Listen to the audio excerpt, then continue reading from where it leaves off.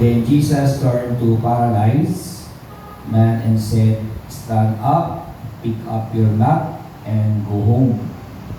And the man jumped up, grabbed his mat, and walked out through the stand and onlookers.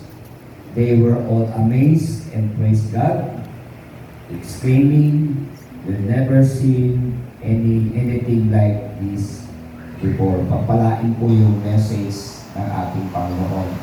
Ngayong gabi, kung ating pong siliping maigi ang ating Panginoong Jesus sa buhay natin. Dito po sa verse 10 and 11 ay aking napansin na si Jesus sa panahon ng kanyang early ministry, pinakita niya sa mga tao, sa mga Pariseo, sa mga taong hindi naniniwala sa Diyos, sa mga taong may ibang Diyos na kanilang sinasampalatayanan. Si Jesus ay may kapangyarihang magpatawad, may kapangyarihang magpagaling. At pinakita din niya kung paano magpagaling ng taong na-paralyze. At iyon ay ikinamangha ng maraming tao sa ginawa ni Jesus sa buhay ng isang lalaking paralitiko. So ang lalaking ito na nakahiga at paralyzed naman talaga ay unang-unang nakabilang po siya sa karamdaman. Pangalawa, nakabilang po sa kawalan. Pangatlo, yung isip ay maraming worriness, maraming stress, o dumarating na wala siyang ibang inaasahan, kundi yung ibigay na lang ng tao sa kanya. Yun po ang isa sa mga na kanyang nararamdaman o nung hindi pa niya na-encounter si Jesus. So dito naman sa verse 12 ay mayroong pag-asang nakita na ginawa ng Panginoong Jesus sa kanyang buhay, pero nangyari naman ito sa pamamagitan ng kanyang pananampalataya. So una, sa lalaking paralyzed, ang unang mapansin natin dito sa verse 10 and 12 ay yung lalaki po ay paralyzed talaga. At hindi pa niya actual na naikwentro si Jesus. At itong lalaking ito ay talaga namang walang inaasahan. At sa tao lang umaasa sa mga abot ng tao. At matagal na siyang alipin ng kanyang pagkaparalitiko. So ibig sabihin yung isip niya blackout, tapos yung kasalanan ay nandoon sa kanyang puso o sa kanyang kaluluwa. Kaya nga dito ay ine-expose ni Lord dito kung paano siya magpatawad, kasunod nun ay ang kagalingan. Masabi ba natin amen? Amen! So ngayong gabi, lahat naman tayo talaga, marami tayo mga pinagdadaanan. So ang ipasalamat natin kay Lord, malayo pa lang yung forma ni Satan. Alam na natin, meron nang sinasabi si Lord sa atin. So yung may i-reveal siya sa atin, alam na natin, kaya kailangan bantay sarado tayo sa prayer. Lalo na pag nag-iisa tayo, kahit naman ako pag nag-iisa ako, nag-prayer o quiet time ako. Minsan sasabihin sa'yo ng Panginoon, yung talaga mapapaisip ka, anak, lahat ng bagay na ginawa ko dito sa mundo, ay nabago ko yun. Doon pa lang, yung word na gano'n, anak, yung lahat ng ginawa ko dito sa buong mundo, ay nabago ko yan. Inampus ko yan. So, ibig sabihin, ano man yung wala tayo, ano man yung haharapin natin, ano yung mawawala sa atin, ano yung dadating sa atin, trabaho yun ng Diyos. At para lang ma-expose yung power niya, sa pamamagitan naman yun ng ating pananampalataya sa Kanya. Amen? So number one, isa sa mga napansin ko dito ay, sige, Janres. So number one, Jesus has the power to forgive and heal serious sickness. Ang Panginoong Jesus ay unang-una mapapansin natin yung lalaking paralyzed, walang pera yan para magpatano. No, alagain yan, bedridden. Pangalawa, Hindi pa natatapos ang araw ngayon. Ang sagot lagi niyan, paano kaya ako bukas? No? Pangatlo, wala silang pag-asa. Pang-apat ay nag-aalala siya sa lahat ng kanyang mga pangangailangan. Hindi naman mawawala sa atin yun, hindi natin makakailayon, pero meron tayong Diyos. Kaya nga, sabi nga dyan sa number 1, Jesus has the power to forgive and heal serious sickness. Dito sa Bible na binasa natin kanina, gusto lang i-prove ni Jesus sa mga tao, sa mga Pariseo, sa mga taong iba ang Diyos nila, sa mga taong walang Diyos. Gusto niya lang i-prove na may kapangyarihan ako na magpatawad ng kasalanan at magpagaling ng mga karamdaman. Kaya yung salita na binitawan ni Jesus dito, doon siya sinabihan at pinagbikaan ng mga tao, sino kaya ang tao dito na namubusong at pinapangunahan ng Diyos na magpatawad ng kanyang ng kasalanan sapagkat siya'y kakilala. Parang ganun yung gagawin. Pero sa ganung sitwasyon, ay bilang isang tao, si Jesus, meron siyang kapangyarihan na hawak niya na mula sa ating Amang Diyos na nasa langit. So pagmasdan natin maigit, the paralytic man was forgiven of his sins and healed of his paralysis. Nung makita yung ni Jesus at lumapit yung paralyzed, inilapit sa kanya at sinabi niya sa maraming tao, may kapangyarihan akong magpatawad at may kapangyarihan akong magpagaling. Yun yung salita na binitawan ni Jesus sa maraming tao kasi gusto niya i-expose niya yung lahat ng pinapangit ng dyablo sa buhay ng paralitiko, pinaganda yun ni Jesus. Masabi ba natin kami? Ito tandaan po natin. Lahat ng bagay na pinapapangit ni Satanas sa buhay natin, sa ministry, sa kalusugan natin, sa trabaho, sa financial, yung nilalagyan niya tayo ng alalahanin. Ang Diyos naman, lahat ng yan, yung pinapangit niya, pagagandahin naman yan ng Diyos. Para lang ma-expose at tayo naman ay sa halip panghinaan at pumuro yung ating isipan dahil sa problema, tumaga sa isip natin. Kasi nga, mas lalo tayong umapit sa Panginoon at naniwala tayo sa Panginoon, kaya nagkaroon ng manifestation ang kapangyarihan ng Holy Spirit doon sa lalaki ito. Ganon din sa atin. Hindi biro na ang paralitikong tao ay ura-urada on the spot na parang magic na gumaling. Pero pwede talagang mangyari kahit ngayon, kahit bukas, kahit sa mga kalawa. Pero kasi pinag-uusapan doon, gusto lang patunayan ni Jesus sa mga Saduseo at sa mga Pariseo at sa mga taong hindi naniniwala sa Diyos, may authority siyang magpatawad at mayroon siyang kapangyarihan magpagaling ng mga karamdaman. Sabi nga, Jesus can do all things to those who believe in Him. So malinaw na ang sabi roon na ang lahat ng bagay magagawa ni Jesus doon lamang sa mga naniniwala sa Kanya. Amen? Sa mga sumasampalataya sa Kanya. Eh lalo na paghiwalay ng taon, kaya paghahandaan natin siya. Malayo pa siya, binigyan na tayo ng Panginoon na maging handa kayo at tatawid tayo at yung problema na yan, akong bahala. So salamat sa ating Panginoon. God does not want us to suffer and get sick. We make the decision in our lives. All our decision we should learn to consult God. Ang ibig sabihin nito, ang lahat ng bagay na dumadating sa ating buhay at sa dinadanas natin kahirapan, pinapahintulutan man ito ng Panginoon ang mga kahirapan o mga sakit at karamdaman Pero mayroong mga bagay na gustong patunayan sa Lord, and we make the decision in our lives. Sa pamamagitan ng lahat ng ating mga desisyon, mga plano, ikonsulta natin sa Diyos.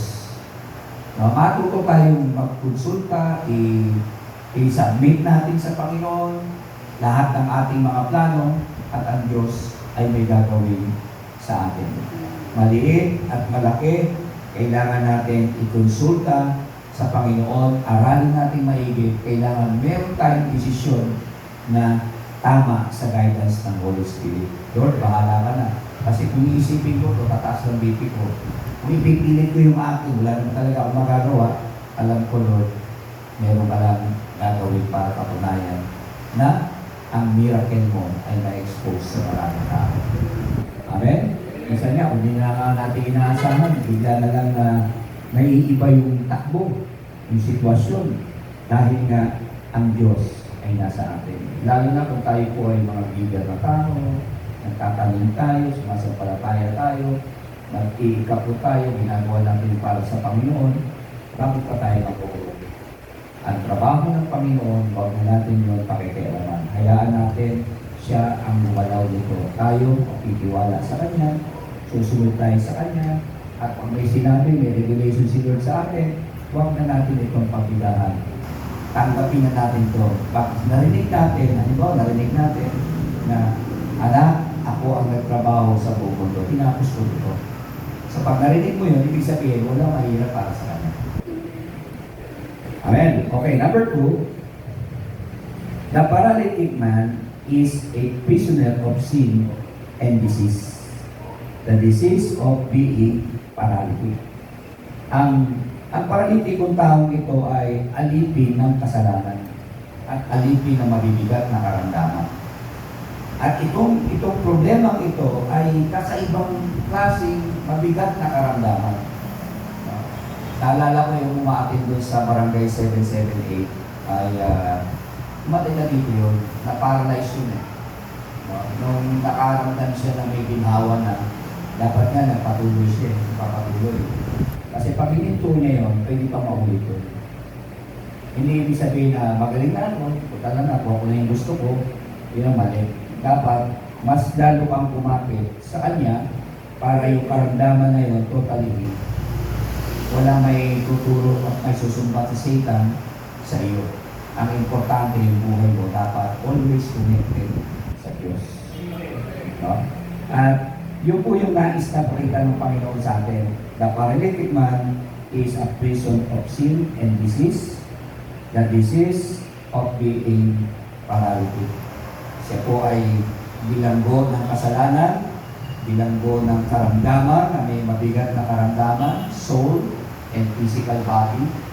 Pero mas nauna yung miracle ni Lord sa kanya and soul bago po yung sa physical na himalak ng Panginoon.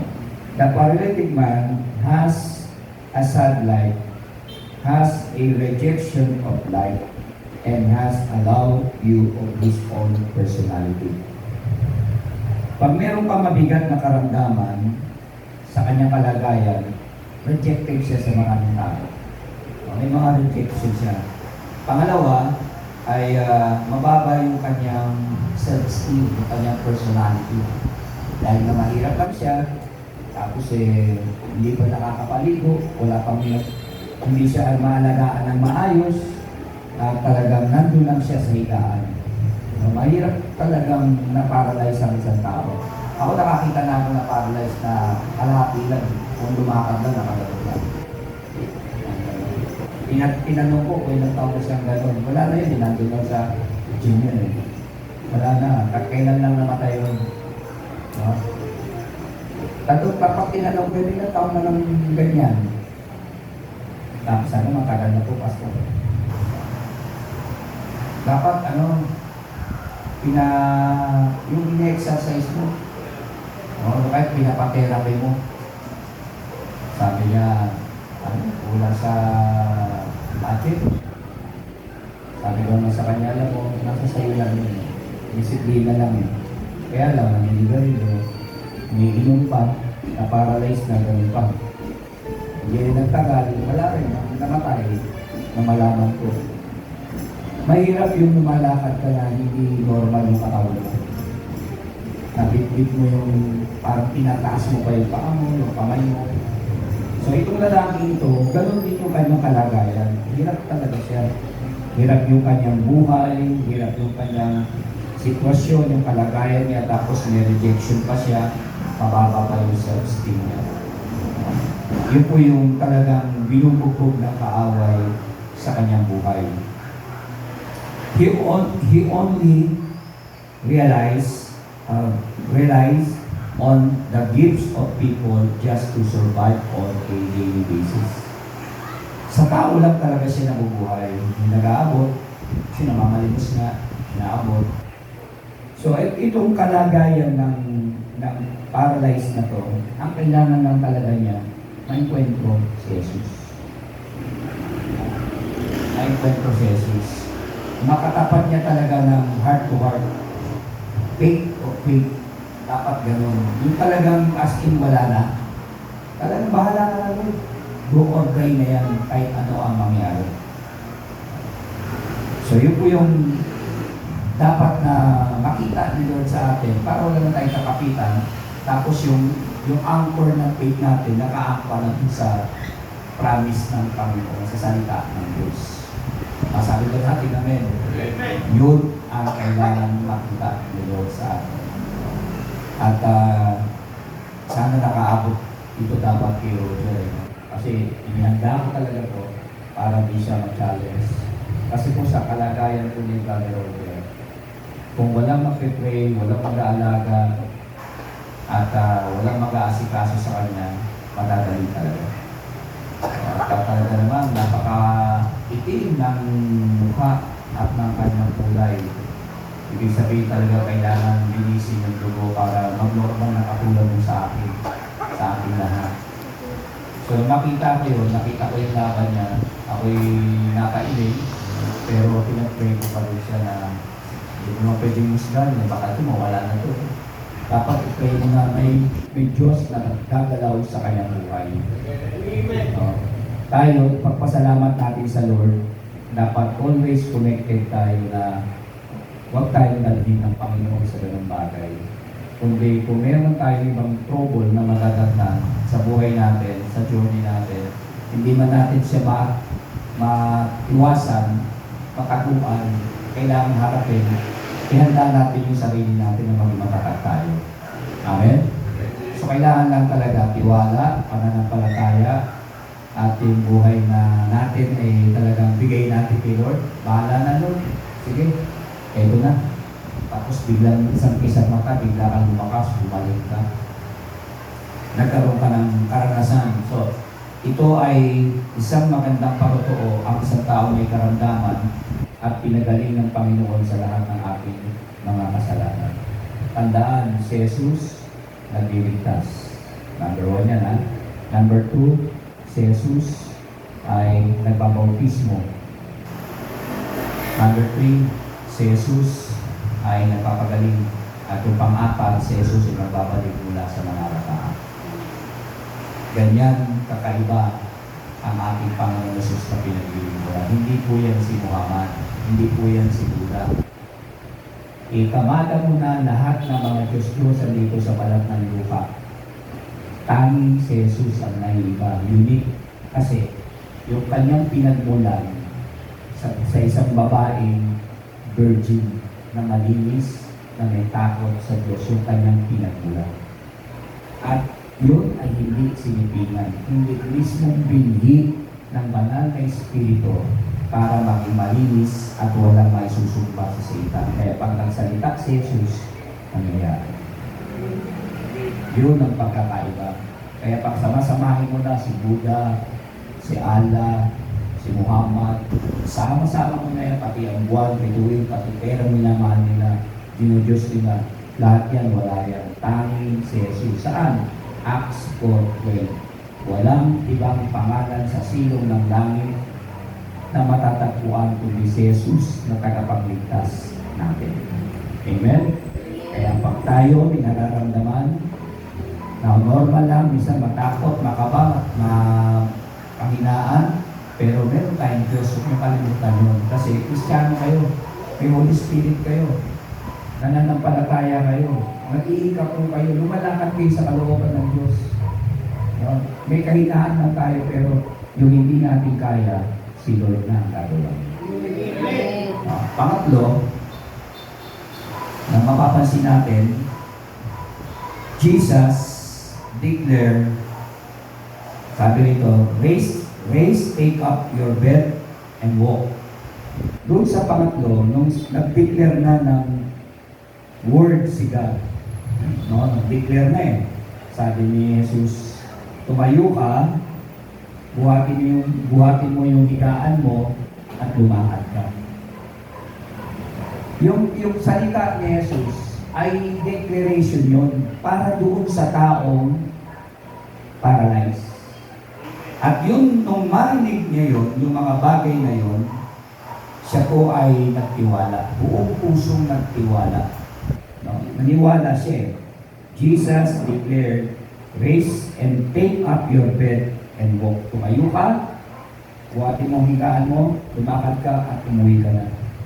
So, ibig sabihin, sa declaration na yon, may miracle na naganap. Gumaling yung paralitiko.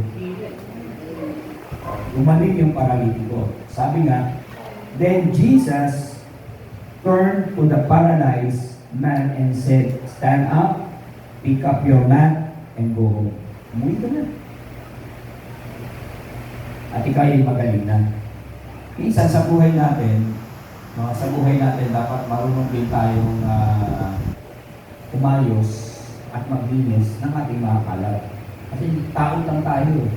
Pero mayroong Holy Spirit na nagsasabi, everyday dapat lagi kang naglilinis ng iyong kaluluwa sa pamamagitan ng paghingi ng tawad. At kung meron man tayong mga karakter, mga nakasanayan natin, na nagagawa natin na hindi natin naisuko sa Panginoon, para bang hindi natin namamalayan, meron tayong mga duming na iiwan, kailangan yung kalat mo, linisin mo, at magbago ka, buhatin mo ang higaan mo, at lumakad ka. Yung lalaki kasi, nung tumayo siya, alakad niya binuhat niya yung higaan niya. Yung pinagmumula ng kulungan niya. Isipin mo, ilang years siyang nandun. Nung buhatin niya higaan niya, ibig sabihin, nilinis niya ang lahat, ang dumi na meron siya sa pamamagitan ng paghingi ng tawad sa Diyos. Kaya hindi maayos. So makita na maraming tao na hindi makapaniwala yung paralyzed, gumaling. Amen? Amen. Hindi makapaniwala, pero ganun ang kapangyarihan ng ating Panginoong Jesus. Then, the sad mind and hopelessness were replaced with peace and new life. After this, they followed Jesus and served. Yung malungkot na isip, yung malungkot na buhay ng paralyzed man, no, yung walang pag-asa, nagkaroon ng pag-asa yung kanyang isip. Nagkaroon ng kapayapaan. At nung naramdaman niya yung pagaling niya at pagbagong buhay niya, nagsimula siyang magdesisyon at siya ay sumunod na sa Panginoon Jesus. Maaari itong paralyzed na to ay naging disciple ni Jesus ng mga kanyang alagad. Maaari na sa one purpose o sa mga hawak ng mga iba pang disciple. Itong paralyzed na to, 100% nag-iikot talaga. Kasi naranasan niya from darkness to light.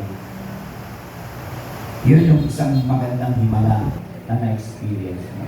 Ngayon tayo bilang mananampalataya, araw-araw na nagpipray tayo, araw-araw sa buhay natin, dapat lahat ay sumasangguni tayo sa Panginoon. Kasi itong lalaking paralyzed na nagpulit, sumangguni sa Panginoon. Ang sabi dun sa Proverbs, commit your actions to the Lord and your plans will succeed. Yung paralyzed man, nakabuo ng commitment, kaya siya sumunod na. Pangalawa, napapansin po natin dito, lahat ng kanyang, balik mo muna sa lahat ng kanyang ginawa, tapos yung plano niya, no? Nag-commit at nag-plan kay Lord, kaya siya naging saksi. Hindi yung gumaling siya, pagkatapos bahala ka na Panginoon, magaling na ako. May mga taong ganyan, nakakala mo di na uli magkakasakit. So, ganun po ang nangyari, sumunod yung paralyzed man. Ngayon po, ano yung makukuha natin message dito? Ito po, pag tayo po ay may testing yung faith natin. Pag may testing yung faith natin, accept natin to. Pero ang kapalit nito sa huli nun, blessing. Merong mas maganda. No? Ang nagiging dahilan lamang nito ay lumalaban tayo at inilalaban natin sa pananampalataya na meron tayong panatag na pag-iisip.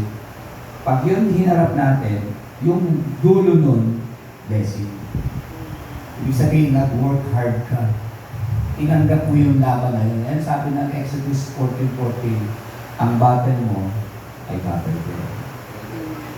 Hindi tayo iwanan ni Lord. Hindi tayo ilalagay ni Lord sa isang lugar na nag-iisa ka lang. Ilagay ka na dyan kasi alam niya kaya mong nagalang yan. Hindi ka ilalagay ng Lord dyan na hindi mo ipapanalo yan. Ipapanalo mo yan. Masabi ba natin amen? Kaya yung paralyzed man, nilagay sa ng Lord dyan kasi ipapanalo niya yan. At makikita yun ng maraming tao. At ang plano ng Panginoon, hindi para maghirap tayo, kundi makita ang kasaganaan ng ating Panginoon. Malakas ang spiritual life natin sa ministry, and malakas ang ating financial sa pagtustos ng ating Panginoon. So, ibig sabihin, may balance tayong dalawan para sa ministry ng ating Panginoon. Saan yung pastor? Jeremiah 29:11. Diba? Nung mag-declare si Lord dito, sabi niya, alam niya yung ating mga iniisip. Iniisip natin yung pamilya natin, yung mga needs natin, lahat yan alam ng Lord yan. Pero mayroong mas magandang pangarap si Lord sa pangarap din natin. Kasi ang declaration ng Panginoon, mag-prosper tayo. Hindi po siya nag-declare ng disaster. No? Nasabi nga dito, I know plans I have for you, plans for your welfare, and not for your evil plans to give you a future with hope. Hindi siya nag-declare ng ikapapahamak natin. Ang dineclare niya, prosperity, kasaganaan, pag-asa, kapayapaan, at sa ating mga pangangailangan. Sa ating pagtatapos, God knows what we want. His plan are better for us. It is better that we consult all our plans for the future. Dapat lahat ng ating mga plano, lahat ng ating gagawin, lagi natin ikonsulta sa Panginoon. Ibigay natin sa Kanya, papasmas natin, tsaka natin actionan para hindi tayo sasablay. Masabi ba natin amen? Okay, tayo po lahat, tayo po lahat.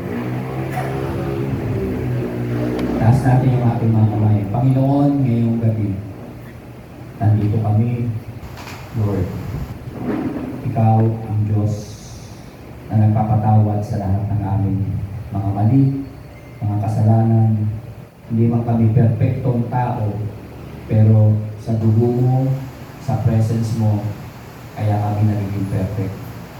Kaya kami nakakasunod sa kalooban mo. I-purify mo, i-sanctify mo sa blood of Jesus, sa power ng Holy Spirit, ang bawat isa po sa amin. At ang aming kaisipan ay i-maximum mo sa kakaibang pananampalataya na kami, Panginoon, ay hindi mo iiwanan at pababayaan. Pagpalain mo, Panginoon, ang buhay ng bawat isa. Mula kay Vivian, si Nanay Liway, Sir Medi, hallelujah, magiging Sister Joby, Sister Melissa, kay Sister Marilet, and Brother Rudy, Brother Robert, and Brother Alcabel, Panginoon, Tatay Liloy, and Brother Peter. Yung iba pa namin mga kapatid na wala dito, Lord, ang aking declaration, prosperity. Signs and wonders and miracle. Panginoon, kapag kami haharap sa unos at sa bagyo at sa karamdaman, hindi mo kami iiwanan. Tuturuan mo kami paano kami magtatagumpay at iaangkla namin yung aming pananampalataya sa pangako mo. At ganun din, Panginoon, sa buhay ni Brother Robert, buong panahon niya ay diyan na malagi sa Sampung. Panginoon, yan po ay matinding laban na hindi na kayang papilan ng tao o ng sino pa man. Pero naniniwala ko, kayo na ang dadalo dyan. Kayo na ang maki-speak dyan, Panginoon. Dahil may tinuturo ka sa mga may-ari nito, pagi sa pamilya nito. Lord, kung ano ang kalooban mo, may magandang magaganap kay Brother Robert. At ikaw ang siyang maglalagay ng isang bagong bagay. Panginoon, pag natulog siya, ipakita mo sa panaginip yung pangako mo. At ipakita mo rin sa kanya, Panginoon, kung paano ka magsasalita upang mayroong kapayapaan ang kanyang kaisipan kay Kristo. Kaya salamat, Lord, sa mga karamdaman namin, patuloy kang magpapagaling. Lalo na sa karamdaman ni Brother Peter, sa karamdaman ni Brother Roger, at sa karamdaman ng bawat isa, sa karamdaman ni Nanay Liway, lahat na meron kami na nararamdaman, kaming lahat. Ang hiling namin, ikaw ang aming doktor. Doktor na nagbayad ng aming mga karamdaman sa dugo na pumapatak sa iyong katawan hanggang sa lupa. Kaya sa bawat patak ng iyong dugo, bayad kami. Sa kasalanan, malaya kami. At kami ay pinagaling sa aming mga karamdaman. Salamat, Panginoon. Paging sa buhay ni Marilet, punta ka rito, kapatid, pupray ka namin. Dehans natin siya sa kanyang kaarawan. Lord, maraming salamat sa buhay ni Marilet.